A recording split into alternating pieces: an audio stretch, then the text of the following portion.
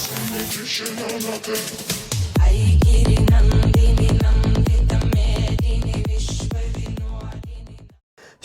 Hello everyone, क्या हाल चाल। चलिए शुरुआत करते हैं अपनी मोस्ट इंपॉर्टेंट वीडियो की, आरआरबी जे 2025। ठीक है, तो आज की वीडियो के अंदर ना मैं आपको बहुत इंपॉर्टेंट बातें बताने वाला हूँ। जैसे है ना, आपको कौन सा बेस लेना चाहिए। पहले ही बता दूँ मैं वीडियो के अंदर कि ये कोई पेड प्रमोशन या कुछ भी नहीं है, मैं अपने मन से बता रहा हूँ। क्योंकि 2024 के अंदर है ना, हमने काफ़ी स्टूडेंट को गाइड किया था, ठीक है ना, जिसकी वजह से प्री के अंदर कम से कम 1000 प्लस एंड मेंस के जिसका फाइनल सिलेक्शन हुआ था 140 प्लस स्टूडेंट है। सबका रिकॉर्ड आपको टेलीग्राम चैनल पे मिल जाएगा, ठीक है ना। मैं आपको बताऊं कि मैंने 2024 वाले स्टूडेंट को कैसे कौन सा बेस बताया था, कौन सी टेस्ट सीरीज बताई थी, एंड ना मतलब कैसे कैसे उनको गाइड किया था कि उनके ना प्री क्वालिफाई हो गई थी एंड उनका फाइनल सिलेक्शन हुआ था। वही सेम आज मैं आपको बताने वाला हूँ। एंड 2024 के अंदर क्या, जैसे है ना, CBT 1 के अंदर अपने लेंथ पेपर आए थे, है ना, मैथ लाइक है ना, एंड CBT 2 के अंदर कुछ न्यू क्वेश्चन आए थे, वो सब एक बार ऐड करके आप न्यू क्या कर सकते हो उसकी कोई पूरी वीडियो होने वाली है। तो एंड तक जो से देखना, एक एक पॉइंट को समझना, क्योंकि ये आपके लिए इंपॉर्टेंट होने वाली है। तो मैं आपको समझा दूं कि ये वीडियो कैसे कैसे होने वाली है। तो पहले तो ना आपको कौन सा बेस लेना चाहिए, है ना, अभी के टाइम पे CBT 1 एंड CBT 2 के लिए, ठीक है ना, कौन सी टेस्ट सीरीज आपके लिए बेस्ट रहेगी, ठीक है। एंड लास्ट टाइम है ना, CBT 1 के अंदर ही याद रखना, CBT 1 के अंदर कुछ मार्क्स से स्टूडेंट रह गए थे। जैसे सपोज 71 कट ऑफ गई थी एक प्रकार से, है ना, तो आपके मतलब आफ्टर नॉर्मलाइजेशन 70 मार्क्स रहते, आप एक नंबर से रह गए थे। तो वो स्टूडेंट कैसे प्रिपरेशन कर सकते हैं, ठीक। और ना CBT 2 वाले स्टूडेंट, यानी कि ना 15 स्टूडेंट एक प्रकार CBT 1 के अंदर क्वालिफाई हुए थे, ठीक है ना, जो कि CBT 2 एग्जाम दिए थे, बट ना सिलेक्शन एक का ही हुआ था। तो 14 स्टूडेंट बच गए थे, यानी कि कोई ऐसा स्टूडेंट जो एक प्रकार से कुछ मार्क्स से रह गया था इन CBT 2 एग्जाम, याद रखना, इन CBT 2 एग्जाम कुछ मार्क्स से रह गया था। तो उनके लिए ना एक प्रकार से अलग से उनके लिए ना स्ट्रेटजी होने वाली है। तो वो भी अपना समझ गए ना कि, है ना, क्योंकि उनकी ऑलरेडी CBT 1 क्लियर है, क्योंकि वो CBT 1 क्लियर करके तभी CBT 2 एग्जाम दिए थे। तो उनको CBT 1 की तैयारी इस बार कैसे करनी है, एंड CBT 2 की तैयारी वो अगर साथ में करना चाहते तो वो कैसे कर सकते हो, ये भी सुन के जाना, ठीक है ना। एंड ना जोन आपके लिए कौन सा रहेगा, है ना, जोन आपके लिए कौन सा बेस्ट रहेगा, ये भी इस बार डिपेंड करेगा किसके ऊपर, कि आपकी लास्ट टाइम CBT 1 क्लियर हुई थी या CBT 2 आप क्लियर हुई थी, मतलब CBT 2 क्लियर हुई थी या नहीं हुई थी, आप CBT 2 एग्जाम दिए थे या नहीं थे, इसके मार्क्स पे आपके डिपेंड करेगा। ये पर्टिकुलर मैं आपको वीडियो के ना बताने वाला हूँ। तो वीडियो लंबी हो सकती है, कंप्लीट देखना, एक एक पॉइंट देखना, ठीक है। दो पहली बात तो बात करते हैं आपको कौन सा बेस लेना चाहिए। तो मेरे अकॉर्डिंग है ना, हमने अच्छी प्रकार सारे बेस देखे 2024 के अंदर, ठीक है ना, कि कौन एक पैसे करवा रहा है, बेस्ट करवा रहा है, एंड कहाँ से ज़्यादा सिलेक्शन हुआ है, एंड मतलब आपको डीपली एक पैसे कहाँ से मिला है। देखो, अगर आप CBT 1 की बात कर रहे हो ना, है ना, CBT 1 क्यों, CBT 1 पूरा नॉन टेक है ना, पूरा नॉन टेक है, टोटली नॉन टेक है। बहुत सारे स्टूडेंट लास्ट टाइम ऐसे थे, मैं आपको लिटरली सही बताऊं, बहुत सारे स्टूडेंट ऐसे थे जिन्होंने कोई बेस लिया ही नहीं था CBT 1 के लिए, है ना, CBT 1 के लिए कोई भी बेस नहीं लिया था। अब जो आप ना बात समझना मेरी यहाँ पे ना, CBT 1 का सिलेबस क्या आता है, साइंस आती है, तो साइंस उनकी 10th लेवल की आती है, तो उन्होंने इधर उधर से यूट्यूब से कर लिया था। मैथ उन्होंने ना यूट्यूब से आदित्य रंजन सर से कर ली थी, या उन्होंने ना एक पर्टिकुलर बेस नहीं लिया था। काफ़ी स्टूडेंट ने, बात समझ में, काफ़ी स्टूडेंट ने एक पर्टिकुलर बेस नहीं लिया था। जैसे मैथ हो गई, मैथ के लिए किसी किसी ने ना आदित्य रंजन सर का VOD बेस ले लिया था। बहुत सारे स्टूडेंट थे, बहुत से जो VOD बेस लेके आदित्य रंजन सर का जो CGL वगैरह करवाते हैं तो उसके अकॉर्डिंग पढ़ रहे थे, है ना। साहिल सर का बेच एक प्रकार से ले लिया था, ठीक है, जो साहिल सर भाई क्विक ट्रिक भाई साहिल सर बेस्ट है एक प्रकार से रेलवे के लिए, तो उनका किसी ने बेच ले लिया था, मैंने भी रिकमेंडेड किया था एक प्रकार से। इसी प्रकार से ना काफ़ी स्टूडेंट अलग अलग बेंच लेके प्रिपरेशन की थी। रीजनिंग है ना, उन्होंने खुद से एक प्रकार से कर ली थी, इस प्रकार से उन्होंने पढ़ा था। देखो, इस बार है ना, अगर आप ऐसा करना चाहते हो तो ऐसे कर सकते हो, है ना, बट मैं आपको ये रिकमेंडेड करूँ, आप ना ऐसा मत कीजिए इस बार ना, क्योंकि वैकेंसी कम, कंपटीशन अच्छा वाला बढ़ने वाला है, ठीक है ना। पहली बात तो मैं उन स्टूडेंट के बारे में बता रहा हूँ कि आपको कौन सा बेस लेना चाहिए जिनका CBT 1 क्लियर नहीं हुआ था एंड कुछ मार्क्स से रह गए थे, ठीक है ना। तो आपको ना पर्टिकुलर एक बेस लेना चाहिए, जैसे ना अपना टेक्स्ट बुक सुपर कोचिंग है, उनका एक बेस ले सकते हो। कोई पेड प्रमोशन नहीं है, मैं आपको वैसे ही बता रहा हूँ, है ना, अच्छा बेस है, आपको ना अच्छी वाली नॉलेज हो जाएगी एक प्रकार से, ठीक है ना। आपको मैथ, है ना, गोपिका मैम है, बहुत अच्छा मैथ करवाती है, आपको समझ में आ जाएगा। और वैसे है ना, आप जैसे मैथ हो गई, रीजनिंग हुई, वो डेली बेसिस पे यूट्यूब से फ्री ऑफ कॉस्ट भी कर सकती हैं। जैसे साहिल सर हो गया, वो बहुत अच्छी प्रैक्टिस करवाते हैं एंड उनके सारे बेच अवेलेबल है। मैंने जो 24 के अंदर जो एग्जाम हुई थी, उनको स्टूडेंट को यही बोला था कि 2019 के, है ना, 19 के साहिल सर के यूट्यूब पे वीडियोस पढ़िए, सारे के सारे 70 वीडियोस पढ़िए मैथ के। मैंने बोला था, स्टूडेंट ने किया था, स्टूडेंट 4 के हैं, इनका सिलेक्शन भी हुआ है ना। मैं आपको बता दूंगा टेलीग्राम पे, है ना, कौन से वो 70 एक ऐसी वीडियोज है, उनकी पूरी प्लेलिस्ट बनी हुई है, फ्री ऑफ कॉस्ट है, इस प्रकार से, ठीक है ना। बेस मैंने आपको बता दिया कि आप कौन सा बेस ले सकते हो। एंड CBT 2 वाले स्टूडेंट जिनका CBT 1 क्लियर, मतलब क्लियर हुआ था, वो कौन सा बेस ले। देखो, आपका CBT 1 ऑलरेडी क्लियर था, ठीक है ना, तो आप है ना, ये प्रकार से आपको कोई बेच के आई थिंक रिक्वायरमेंट इस बार नहीं होगी। आप ना डायरेक्ट ना क्वेश्चन प्रैक्टिस कर सकते हो, जैसे ना साइंस आपके पास नोट्स होंगे, फिजिक्स के, केमिस्ट्री के एंड बायोलॉजी के, है ना। ये नोट्स है ना आप पर्टिकुलर डेली बेसिस पे अपना रीड कर लीजिए, है ना। आप ये नोट्स आपके पास होंगे, आप पर्टिकुलर डेली बेसिस पे ये नोट्स रीड कर लीजिए, ठीक है ना। रीजनिंग आपको आती है, बस आपको प्रैक्टिस करनी है रीजनिंग के लिए, ठीक है ना। मैथ, आप जैसे मैथ के अंदर क्या होता है कि मैथ के काफ़ी टॉपिक होते हैं, जैसे 30 टॉपिक मान लो, है ना। तो इसके अंदर है ना एक प्रकार से 30 टॉपिक तो नहीं, चलो अपना 25 टॉपिक मान लो ना। 25 टॉपिक्स के अंदर है ना आपको सपोज 15 टॉपिक तो आते होंगे, क्योंकि इजी होते हैं, सिंप्लीफिकेशन, नंबर सिस्टम, इनके कुछ है ना आते हैं। बट कुछ ऐसे टॉपिक होते हैं जो अपन भूल जाते हैं, जैसे ऐसा ही हो गया, उनके अंदर कुछ फॉर्मूले होते हैं ना, सीआई हो गया, प्रॉफिट लॉस हो गया, उनके कुछ फॉर्मूले होते हैं वो भूल जाते हैं। तो उनको भी अपना यूट्यूब से डायरेक्ट जाके प्रैक्टिस कर लेना, है ना। आपके वापस वो रिकॉल हो जाएगा, या फिर आपने पहले नोट्स बनाए होंगे उनको कर लेना। तो जिनका CBT 1 क्वालिफाई हुआ था वो स्टूडेंट ओनली प्रैक्टिस पे फोकस करना CBT 1 के लिए इस बार, है। CBT 1 2025 के लिए ओनली प्रैक्टिस पे फोकस करना, है ना। तो उनका अच्छी बार वो कर लेंगे, बेस्ट कर लेंगे। आप मेरी बात समझना, क्योंकि वो अगर बेस का उनको आई थिंक कोई रिक्वायरमेंट नहीं है ना। अगर आपको भूल चुके हो आप ज़्यादा ही, है ना, तो आप ले सकते हो। बट मेरे अकॉर्डिंग आप ना डायरेक्ट ना क्वेश्चन प्रैक्टिस से ही कर सकते हो, है ना। ये आप कर लेना, ठीक है ना। अब बात कर लेते हैं टेस्ट की। देखो हम है ना बहुत जल्दी RRB JEE के लिए, बहुत मान के चलो 5 से 6 दिन के अंदर ना हम RRB JEE की एक प्रकार से टेस्ट सीरीज ना लॉन्च कर देंगे, ठीक है ना।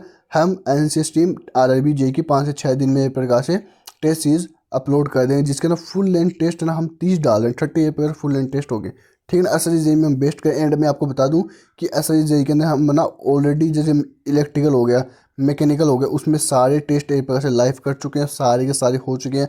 सिविल के अंदर भी है ना नियर अबाउट 12 FLT लाइव हो चुके हैं, 8 FLT हो रहा है, क्योंकि सिविल के अंदर एक एक क्वेश्चन पे टीम अच्छी प्रकार से फोकस कर रही है, ठीक है ना। 12 FLT जा चुके हैं, टोटल 20 FLT जाएंगे, ठीक है ना। एंड सारे बाकी के सारे सेक्शन मतलब लाइव हो चुके हैं, तो आप लगा लीजिए, ठीक है ना। एंड RRB JEE के ऊपर भी है ना हम बहुत जल्दी 5 से 6 दिन लगेंगे, आपको मिल जाएंगे। और मैं आपको ये बता दूं कि जो RRB JEE की हम टेस्ट सीरीज लेके आ रहे हैं, है ना, उसके अंदर हमारे पास 3 ऐसे हैं स्टूडेंट जो है ना, एक तो ना जो 2019 की एग्ज़ाम हुई थी, ठीक है, उसके एम्प्लॉय मतलब वो फिलहाल तो SSE बन चुके हैं, सीनियर सेक्शन इंजीनियर बन चुके हैं रेलवे के अंदर।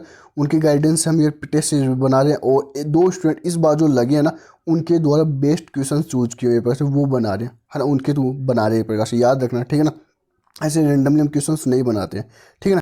देखो अब बात करते हैं अपने जोन की, कि आपके लिए कौन सा जोन बेस्ट रहेगा। ये बात भी है ना अपने इसके ऊपर डिपेंड करेगी, आप कैसे करेंगे मैं आपको बताता हूँ, ठीक है। देखो जोन एक प्रकार से आपके लिए कैसे डिपेंड करेगा, आपके मार्क्स कैसे डिपेंड करेंगे आपके जोन के ऊपर, ठीक है। देखो जो स्टूडेंट जिनका CBT 1 लास्ट टाइम क्लियर नहीं हुआ था, है ना, CBT 1 जिनका लास्ट टाइम क्लियर नहीं हुआ था, अच्छे से प्रकार से देख के जाना एक बार, ठीक है। तो वो स्टूडेंट कैसे करें, है ना, कौन सा जोन प्रीफर करे एक प्रकार से ना। देखो आप है ना सपोज आपने बिलासपुर जोन से फॉर्म भरा था, मैं जस्ट आपको एग्जांपल दे रहा हूँ, है ना। बिलासपुर जोन से आपने फॉर्म फिलअप किया था, ठीक है ना। वहाँ से एक प्रकार से ऐसे मान के जो नियर अबाउट में बताऊँ 70 कट ऑफ गई थी, है ना, ऐसे मान के 70 कट ऑफ गई थी, ठीक है ना। एंड आपकी वहाँ से कट ऑफ क्वालिफाई नहीं हुई थी, है ना, CBT 1 वाले, ठीक है, आपकी कट ऑफ क्वालिफाई नहीं हुई थी। तो आप ना इस बार अलग जोन में जाओगे, है ना, अलग जोन में जाओगे, ठीक है ना। अलग जोन जैसे है ना, ये देखो भाई कोलकाता जोन में काफ़ी अच्छी वैकेंसी है, मुंबई जोन में काफ़ी अच्छी वैकेंसी है, वहाँ भागोगे, है ना। तो आप ऐसा कर सकते हो, है ना, कर सकते हो। बट CBT 1 के अंदर लास्ट टाइम, है ना, अगर आप कुछ ही मार्क्स से रहे थे, आपके जैसे ना 70 गई कट ऑफ गई थी, तो आप 69 68 ऐसे आपके आए थे मार्क्स। तो आप ऐसे सोचते हो कि इस बार है ना मैं कर लूँगा, एनी हाउ में अच्छे मार्क्स लेके आ जाऊँगा, याद रखना, एनी हाउ में अच्छे मार्क्स लेके आ जाऊँगा, है ना। जैसे मैं लास्ट टाइम क्या बोलता था कि 80+ लेके आओ, बोलता था, पर बहुत स्टूडेंट बोलते थे कमेंट बॉक्स से 80+ क्या होता है भाई। कट ऑफ गई थी ना 95 कट ऑफ गई थी, हाईएस्ट है ना किसी ब्रांच के अंदर गई थी ना 95 किसी जोन के अंदर पर्टिकुलर, है ना। बट आप मेरी बात सुनते नहीं थे, मैंने बोला 80+ ले जाओ, और स्टूडेंट 80+ की बात मानी, तब जाके उनके 70 मार्क्स आए थे, ठीक है ना। इस बार बोलूँगा आप 80+ लेके आओ, तब जाके आपका CBT 1 क्वालिफाई हो जाएगा, ठीक है ना। अब बात समझना यहाँ पे कि आपको कौन सा जोन रहेगा।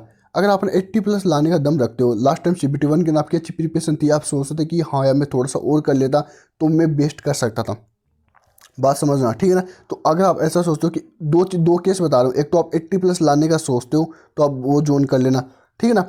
एंड ना आप एक प्रकार से जहाँ पे हाईएस्ट जॉब है, हाईएस्ट वैकेंसी है, जैसे एक प्रकार से अपना कोलकाता हो गया, मुंबई हो गया, है ना, तो वहाँ से फॉर्म फिलअप कर सकते हो, है ना, वहाँ से फॉर्म फिलअप कर सकते हो, ये बात याद रखना, है ना। वैकेंसी जैसे वहाँ पे 18 ही क्यों ना हो, है ना, जैसे अजमेर के अंदर ओनली 18 वैकेंसी है, बट आप ये सोचते हो कि मैं यहाँ से फाड़ दूंगा, मैं यहाँ से कर दूंगा ये प्रकार से ना, तो आप यहाँ से फॉर्म फिलअप कर सकते हो। मैं 80+ ला सकता हूँ यहाँ पे, लास्ट टाइम मेरे अच्छे मार्क्स थे यहाँ पे, ठीक है ना। ये तो होगी CBT1 स्टूडेंट की बात जिनका क्वालिफाई नहीं होता। एंड अब बात कर लेते हैं CBT2 वाले स्टूडेंट जिनका CBT1 क्वालिफाई था एंड जो CBT2 एग्जाम दिए थे उनको कौन सा जोन प्रेफर करना चाहिए। देखो लास्ट टाइम सपोज आपने ना कोलकाता जोन से फॉर्म फिलअप किया था, है ना, या फिर सपोज चंडीगढ़ से किया था, अहमदाबाद से किया था, एंड आपने ना उस जोन में एक प्रकार से अपना बेस्ट दिया था एंड आपने क्वालिफाई कर लिया था CBT1 एग्जाम। इस बार ना आपकी प्रिपरेशन बेस्ट है ना, तो आप ना उसी जोन से जा सकते हो, है ना। एंड जैसे हम मतलब आप ना बिहार से बिलोंग करते हो, बात समझो मेरी, है ना, बिहार या अपना यूपी से बिलोंग करते हो, ठीक है ना, एंड आपने लास्ट टाइम मुंबई से फॉर्म फिलअप किया था, है ना, मुंबई से फॉर्म फिलअप किया था, फिर सपोज कोलकाता से किया था, मतलब आपकी डिस्टेंस है, काफ़ी ज़्यादा डिस्टेंस है, आपने ना फॉर्म फिलअप किया था, बात समझना मेरी ना, एंड आपका CBT1 क्वालिफाई था, आपका CBT1 क्वालिफाई था। एंड आप इस बार ऐसे सोचो कि यार लास्ट टाइम मेरा ना CBT1 क्वालिफाई कर चुका था मुंबई जोन से बढ़ के, है ना, एंड कोलकाता जोन से बढ़ के, तो इस बार है ना आपके ना नियरेस्ट जोन देखना अपना बिहार के, आपके जो भी नियरेस्ट जोन पड़ता है तो वहाँ से, क्योंकि आपने लास्ट टाइम मुंबई से क्वालिफाई कर दिया था CBT1, तो इस बार ये सोचना कि मैं यहाँ से भी कर सकता हूँ, है ना। वैकेंसी आप देख लेना कि हाँ भाई अच्छी वैकेंसी है, ठीक ठाक है, मैं यहाँ से कर सकता हूँ। अगर आपने कॉन्फिडेंस नहीं है देन आप है ना कोलकाता मुंबई के साथ में जा सकते हो, है ना, ये बात कर लेना, ठीक है ना। तो ये वाली डिपेंड करेंगे CBT2 एग्जाम के अंदर, ठीक है ना। एंड है ना आप ना CBT2 के अंदर जो CBT2 वाले स्टूडेंट है वो साथ में ये भी लेके चलना कि लास्ट टाइम मैं CBT2 में रह गया था, तो इस जोन में ये वाला कंपटीशन रह सकता है। हाँ, तो आपने ये भी थोड़ा बहुत आइडिया देख लेना। तो मैं आपको वापस से बता देता हूँ कि आपके लिए कौन सा जोन बेस्ट रहेगा। जो स्टूडेंट ऐसे सोचते हैं केस नंबर 1 कि मैं 80+ ला सकता हूँ, मेरे में हिम्मत है, लास्ट टाइम मेरी प्रिपरेशन थी अच्छी वाली थी, एंड मतलब मैं इसको अफोर्ड दूंगा, 80+ लेके आ जाऊँगा, एंड ये अच्छी खासी वैकेंसी है यहाँ पे, जैसे कोलकाता मुंबई जोन है, तो फॉर्म फिलअप कर दो आँख बंद करके उसी जोन से, ठीक है ना। एंड यहाँ पे मैं एक आपको ना डिस्टर्ब करूँगा, एक बात याद रखना, क्योंकि इस टाइम ना यहाँ पे सिलेक्शन हुई है ना 2024 वाले स्टूडेंट के, उनके ये डाउट आ रहा है, जैसे सिलेक्शन हो गया उनका ना, जैसे ना एक दो स्टूडेंट का मेरे पास आया था, कमेंट भी आया था, मैसेज आए थे DM टेलीग्राम पे, उन्होंने कहा था कि सर मेरा ना, मैं ना बिहार से बिलोंग करता हूँ, है ना, बट मैंने ना मुंबई जोन से फॉर्म फिलअप कर दिया है, क्या आप मेरा ना ट्रांसफ़र हो सकता है क्या, क्या मैं जैसे पास में बिहार के आसपास में जो भी जोन है वहाँ पे आ सकता हूँ क्या, है ना। तो अभी से ही ये डाउट आने लग गए हैं, अभी से ही ये डाउट आने लग गए हैं, है ना, मतलब उनकी अभी तो ट्रेनिंग भी नहीं हुई है एक प्रकार से, वो म्यूचुअल मर्ड ट्रांसफ़र की बात कर रहे हैं, तो आपने ये भी देख लेना। देखो पहला केस क्या था, 80+ मार्क्स, है ना, वो चीज़ देख लेना म्यूचुअल वाली, क्या आप वैसा कर सकते हो, है ना, आपको अलग रहना पड़ेगा, कोई दिक्कत नहीं है, बस जोन वगैरह देख लेना कि मेरे को मेरी ही जोन में, मेरे ही मतलब लैंडमार्क के आसपास में रहना, तो उसके अकॉर्डिंग देख लेना, है ना। अगर आपको बस सिलेक्शन लेना है, जॉब लेनी है, आप फिर कहीं से भी एक प्रकार से बिलोंग करते हो, तो फिर 80+ लाने का सोचना, जहाँ पे अच्छी वैकेंसी है वहाँ से भर देना, ठीक है ना।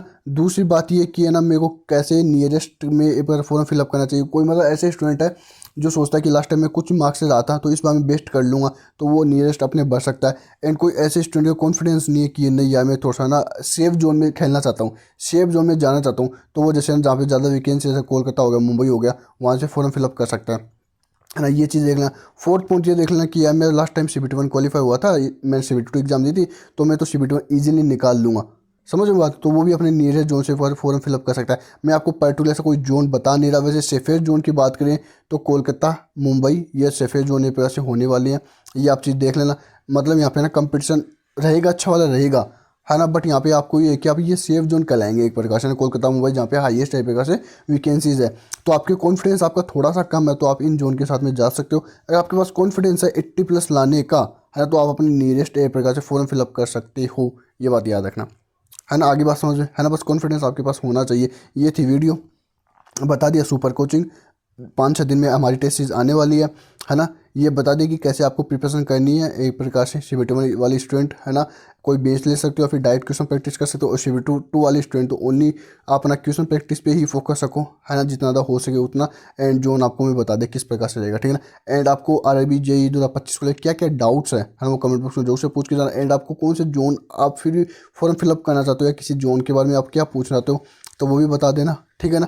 एंड मैं हमारी ना एक पर्टिकुलर वीडियो बनाई हुई है वैसे कट ऑफ के ऊपर, आप वो कट ऑफ वीडियो देख लेना, ठीक है, कि CBT1 के अंदर क्या क्या कट ऑफ गई थी। मैं यहाँ पे ना लास्ट एंड सेक्शन में डाल दूँ वो वीडियो, ठीक है ना, वो आप देख लेना। टेलीग्राम पे जो शेयर ना, एंड एस सीरीज की आप प्रिपरेशन कर रहे हो तो उसके आप टेस्ट सीरीज ले सकते हो, ठीक है। Thank you guys.